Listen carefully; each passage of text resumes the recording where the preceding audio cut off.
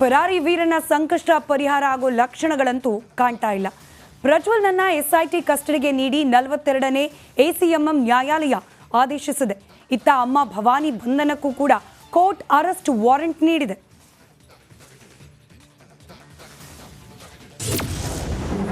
ಮತ್ತೆ 4 ದಿನ ಎಸ್ಐಟಿ ಕಸ್ಟಡಿಗೆ ಪ್ರಜ್ವಲ್ ರೇವಣ್ಣ. ಭವಾನಿ ವಿರುದ್ಧ ಅರೆಸ್ಟ್ ವಾರೆಂಟ್ ಜಾರಿ.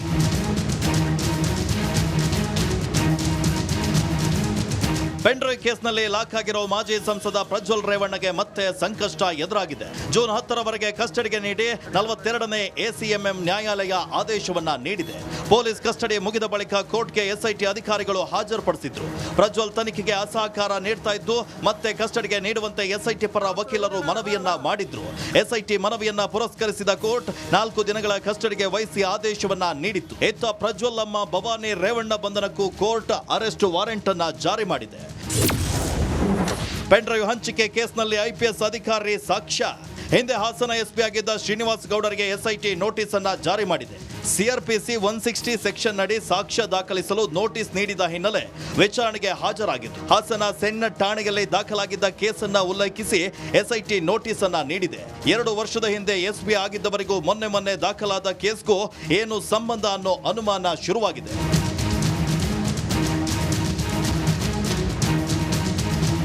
ಎಸ್ಐಟಿ ತನಿಖೆ ತೀವ್ರಗೊಂಡಿದ್ದು ಮಗನ ಜೊತೆ ತಾಯಿಯು ಅರೆಸ್ಟ್ ಆಗಿ ಎಸ್ಐಟಿ ಕಸ್ಟಡಿ ಸೇರ್ತಾರಾ ಅನ್ನೋ ಅನುಮಾನ ಶುರುವಾಗಿದೆ. ಇತ್ತ ಐಪಿಎಸ್ ಅಧಿಕಾರಿಗೆ ನೋಟಿಸ್ ನೀಡಿರೋದು ಇನ್ನಷ್ಟು ಅನುಮಾನವನ್ನ ಹುಟ್ಟಾಕಿದೆ.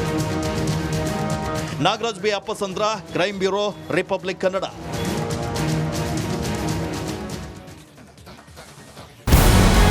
ನಮಸ್ಕಾರ, ಕರ್ನಾಟಕ ಪ್ರೈಮ್ ಟೈಮ್ಗೆ ಸ್ವಾಗತ.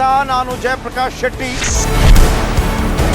ಇಡೀ ಕರುನಾಡು ಇವತ್ತು ರೆಬೆಲ್ ಆಗಿ ನಿಂತಿದೆ. ಈ ಹಗರಣಗಳನ್ನು ಸದನದಲ್ಲಿ ಪ್ರಸ್ತಾಪ ಮಾಡಲು ಕೂಡ ಕಾಂಗ್ರೆಸ್ ಹಿಂದೇಟು ಹಾಕಿದ್ದೇಕೆ? ನಿಮ್ಗೆ ಸಂಬಳ ಅದಕ್ಕೆ, ನಿಮಗೆ ವಾಹನ ಅದಕ್ಕೆ, ನಿಮಗೆ ವೆಪನ್ ಅದಕ್ಕೆ, ನೀವು ಅದನ್ನು ಸೆರೆ ಹಿಡಿಬೇಕಾಗಿದೆ. ನೀವು ವಿದ್ಯುತ್ ಬರ ಇದೆ ಅಂತ ಹೇಳ್ತಾ ಇದ್ದೀರಿ, ಎಲ್ಲಿ ಬರ ಇದೆ ನೀವು ಹೇಳಬೇಕು. ಪಾಕಿಸ್ತಾನ್ ಆಕ್ಯುಪೈಡ್ ಕಾಶ್ಮೀರ್ ಅದು ಎಂದೆಂದಿಗೂ ನಮ್ಮದು. 40 ಮೆಷಿನ್ಗಳು ತಂದಿತ್ತು ನೋಟ್ ಎಣಿಸುವುದಕ್ಕೆ, ಅದೇ ಹಾಳಾಯಿತು. ಮಥುರಾದ ಗಲಾಟೆ ಇದೆಯಲ್ಲ, ಅದು ಸ್ಥಳೀಯವಾಗಿ ಕೂತು ಪರಿಹರಿಸಬಹುದಾದಂಥ ಕಾನೂನಿದೆ. ಗ್ಯಾರಂಟಿ ಯೋಜನೆಯಿಂದ ನಷ್ಟ ಆಗಿದೆ, ಲಾಭ ಆಗಿದೆ, ದಯವಿಟ್ಟು ಹೇಳಿ. Dawood Ibrahim most wanted criminal ಯಾವಾಗಾದ ಅಂದರೆ ಇಲ್ಲಿ ತನಕ ಭಾರತ ದೇಶದಲ್ಲಿ ಓರ್ವ ದಲಿತ ಪ್ರಧಾನಿಯಾದಂಥ ಇತಿಹಾಸವೇ ಇಲ್ಲ. ರಿಪಬ್ಲಿಕ್ ವರ್ಲ್ಡ್ ಆಪ್ ಇದು ಕೇವಲ ಅಪ್ಲಿಕೇಶನ್ ಅಲ್ಲ, ಸಮಗ್ರ ಸುದ್ದಿಗಳ ಸಂಪರ್ಕ ಮಾರ್ಗಕ್ಕೆ ಕ್ರಾಂತಿಕಾರಿ ಬದಲಾವಣೆ. ರಿಪಬ್ಲಿಕ್ ವರ್ಲ್ಡ್ ಆಪ್ ಕೇವಲ ಸುದ್ದಿ ಅಪ್ಲಿಕೇಶನ್ ಅನ್ನ ಪರಿಚಯ ಮಾಡ್ತಾ ಇಲ್ಲ, ಬದಲಾಗಿ ಡಿಜಿಟಲ್ ಸುದ್ದಿ ಬಳಕೆಯ ಹೊಸ ಯುಗಕ್ಕೆ ನಾಂದಿ ಹಾಡ್ತಾ ಇದೆ.